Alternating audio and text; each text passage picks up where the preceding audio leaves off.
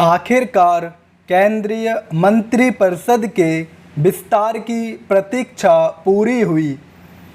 इस पहले बड़े विस्तार और साथ ही फेरबदल से यही स्पष्ट हुआ कि नए मंत्रियों के चयन में योग्यता एवं अनुभव को प्राथमिकता देने के साथ ही क्षेत्रीय और सामाजिक समीकरणों का भी विशेष ध्यान रखा गया।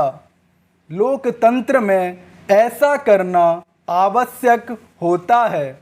केंद्रीय मंत्रिपरिषद के विस्तार के साथ प्रधानमंत्री की टीम कहीं ज़्यादा व्यापक आधार वाली और पहले से अधिक सक्षम दिखने लगी है। चूँकि मंत्रिपरिषद में सहयोगी दलों की भागीदारी के साथ ही युवा चेहरों का प्रतिनिधित्व बढ़ गया है, इसलिए उसकी औसत आयु पहले से कम दिखने लगी है।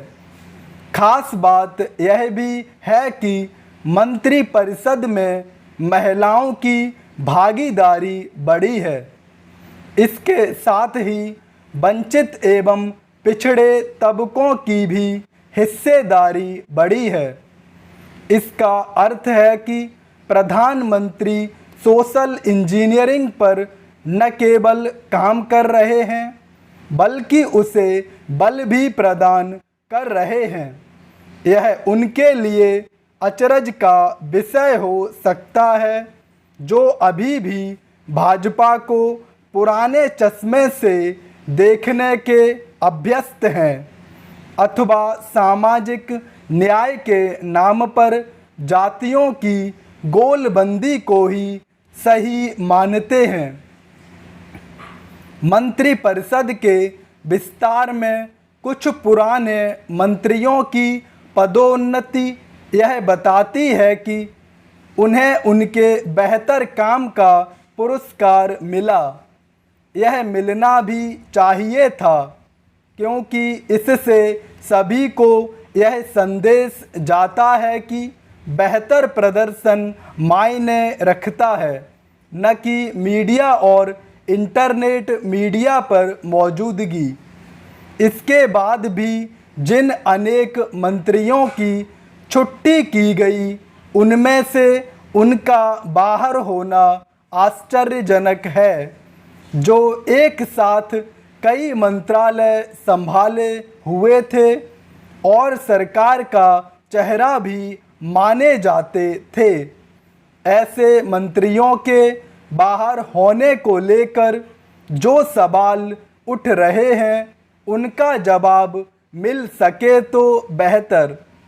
चूँकि ऐसे मंत्रियों के बाहर होने का कारण स्पष्ट नहीं, इसलिए कयासबाजी होना स्वाभाविक है। यदि यह कारण स्पष्ट हो सके तो इससे पुराने और साथ ही नए मंत्रियों को संदेश और सबक ग्रहण करने में आसानी होगी। कुछ प्रमुख मंत्रियों को हटाए जाने का कारण जो भी हो, इसमें दो मत नहीं कि नई केंद्रीय मंत्रिपरिषद को तेजी के साथ अपना काम करना होगा। यह इसलिए भी आवश्यक है क्योंकि अब मोदी सरकार के कार्यकाल में 3 साल ही बचे हैं।